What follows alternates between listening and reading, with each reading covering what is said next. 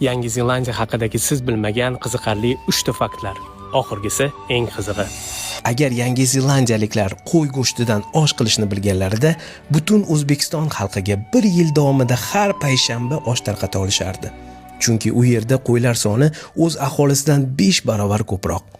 Ikkinchisi, agar siz o'zingiz bilan bu yerga bir dona olma O'zbekistondan olib kelsangiz, aeroportda uni olib qo'yib, sizga 400 Yangi Zelandiya dollarida jarima solishadi. O'z tabiatini asrash ular uchun juda muhim. Uchinchi fakt. Sayohatim davomida men eng lol qoldirgan narsa, u yerda hech qanday yirtqich hayvon yo'q. Odamlardan tashqari albatta. Na bo'ri, na ayiq, na ilon bor. O'rmonda bemalol ko'rpacha yozib uxlayverasiz.